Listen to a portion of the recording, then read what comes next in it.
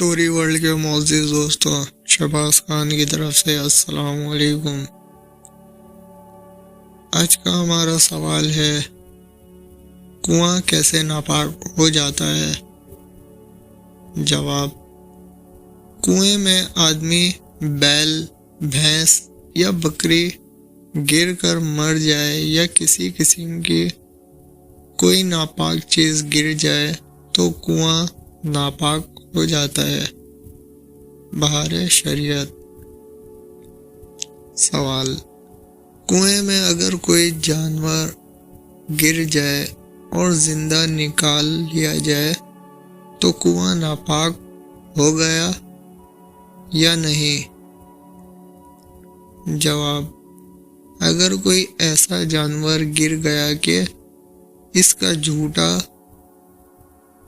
ناپاک ہے، جیسے کتا اور گیدڑ وغیرہ، تو کنواں ناپاک ہو جائے گا، اور وہ جانور گرا جس کا جھوٹا ناپاک نہیں، جیسے گائے اور بکری وغیرہ، اور ان کے بدن پر نجاست بھی نہ لگی ہو، تو گر کر زندہ نکل آنے کی صورت میں جب تک ان کے پخانہ یا پیشاب کر دینے کا یقین نہ ہو، کنواں ناپاک نہ ہوگا۔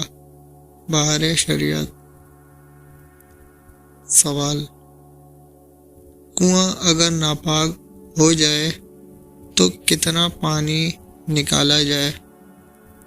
جواب: اگر کنویں میں نجاست پڑ جائے یا آدمی، بیل، بھینس، بکری یا اتنا ہی بڑا کوئی دوسرا جانور گر کر مر جائے، یا 2 بلیاں مر جائے، یا مرغی اور بطخ کی بھیڑ گر جائے، یا مرغا مرغی، بلی چوہا، چھپکلی یا کوئی اور بہتے ہوئے خون والا جانور کنویں میں مر کر پھول جائے یا پھٹ جائے، یا ایسا جانور گر جائے جس کا جھوٹا ناپاک ہے، اگرچہ زندہ نکل آئے جیسے سور اور کتا وغیرہ، تو ان سب صورتوں میں کل پانی نکالا جائے گا۔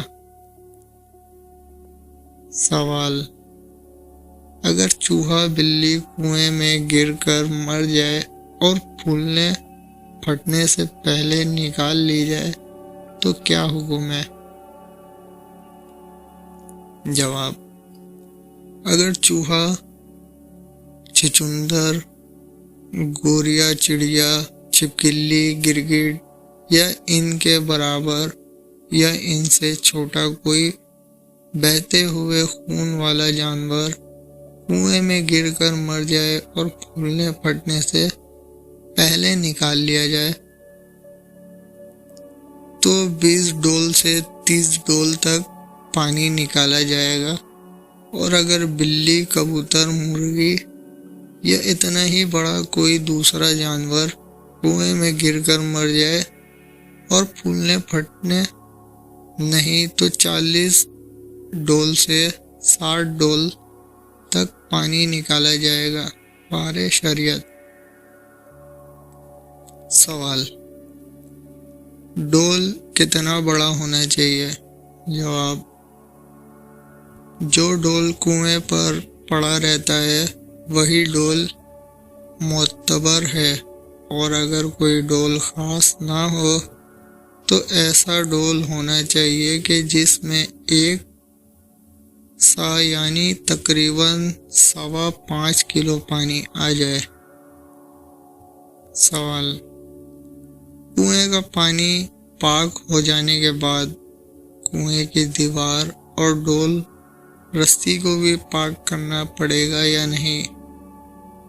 جواب: کنویں کی دیوار اور ڈول رسی کو نہیں پاک کرنا پڑے گا، پانی پاک ہونے کے ساتھ یہ سب چیزیں بھی پاک ہو جائیں گی۔ بہار شریعت۔